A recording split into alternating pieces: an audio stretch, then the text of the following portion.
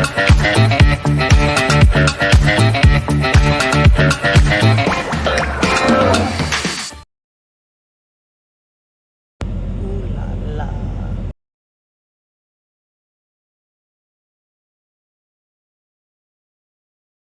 hello. I am working on a blanket, on an easy knit chunky chenille blanket, and this came about because the hippie and I were at a truck stop, believe it or not, and they were kind of having like a garage sale type of thing, and they had a whole bunch of stuff in there that you normally don't see at a truck stop.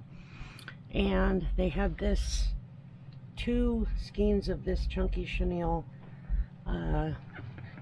yarn in there, and I thought, you know, I once upon a time crocheted a blanket for my first granddaughter, which it came out looking pretty dang rough, I'll tell you that much, because I didn't know how to crochet. I just watched videos on YouTube and learned how to crochet, and it was a feat.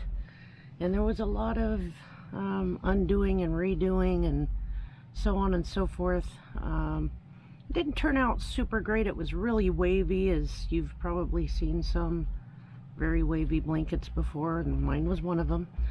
But I made it, and it was kind of exciting. And I thought, you know I have seen people make chunky chenille throw blankets, like by hand arm knitting and stuff like that. So I was like, I can figure it out. I will make one. I'll use these 2 skeins of chenille chunky yarn and make this great blanket, because it is starting to get cold, especially like in Minnesota where we are right now. At night it's starting to chill down quite a bit, which I'm not a fan of. And my little light blanket that I brought along is kind of starting to get kind of light. Plus, who doesn't love a chunky blanket? And chenille is my favorite. So I was like, you know, I'll do it. It's something to do in the truck.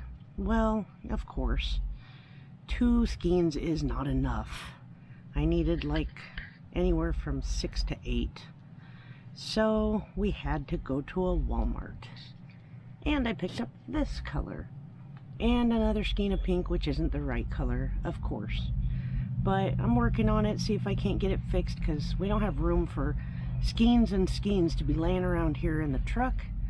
And it's looking kind of rough, but you know what? I bet it's going to be snuggly anyway. So I will show you guys more as it progresses. From what I can tell, it's kind of forgiving.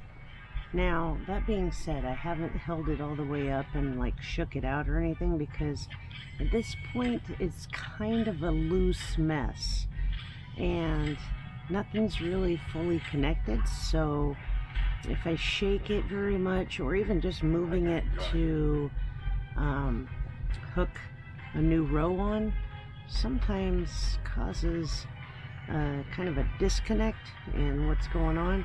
And then at that point, me being a little bit on the impatient side, and also a little bit on the not that skilled side, I just kind of have to wing it and go, well, maybe this connects to that. I can tell you one thing. I've taken a few wrong turns at Albuquerque, as you might say. Thing I can say is that, like everything in a truck besides driving, nothing is a good ergonomic position to do anything in. It's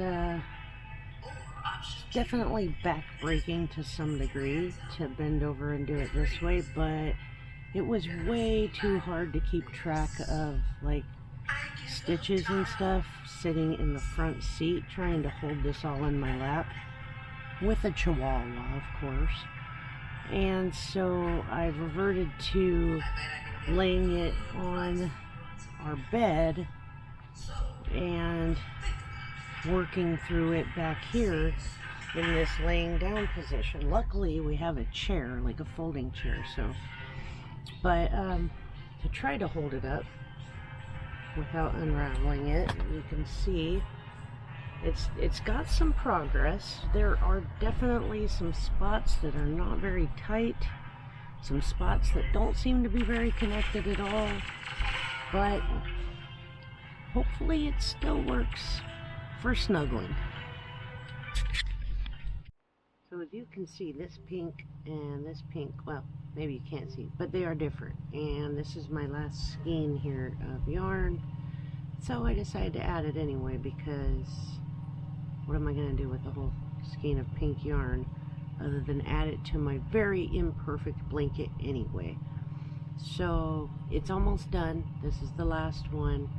Hopefully, I think it's going to be big enough to cover during the night for snuggling and all that. Hopefully it's long enough, because I hate a short blanket, you know what I mean? So soon I should be able to show the finished result of all this. There's probably going to need to be some kind of fixing done, and I need to rewatch the video that showed how you finish this chain stitch style out, so that there's a finished edge that doesn't just unravel, because this edge just unravels like very easily. So soon I shall show you, and if anyone wants to learn how to make it, by all means do not watch me, because I am not very good at this. But there are tons of videos on the internet that show you various ways to make a simple blanket like this that are seemingly pretty simple. I, like I said, am very impatient. I don't like to watch videos for very long, and I basically just start going with it. So hopefully it's not too terrible, but like I said, it's pretty forgiving and it's pretty snuggly feeling, so hopefully all in all it will be enjoyable regardless. Alright guys, I guess I'm done, and I don't think it's probably all that great. Like I said, I'm impatient, I'm not that crafty, and I improvise a lot, but here it is in all of its rough and tumble glory. It is very snuggly feeling. It seems pretty long, and yeah, it's got 3 different colors, because that's how I roll, I guess. But yeah, it's definitely snuggly. So if you want to know more about how to make this blanket, you can ask me, but honestly, there's a million videos on YouTube about how to do these hand knitted blankets with chunky yarn, and if you follow the directions, they'll probably come out better than this one did. But I think it's gonna be nice to sleep with. So there you have it. I did something artsy fartsy, and I think it'll be warm, maybe too warm, we'll see. Thanks for watching.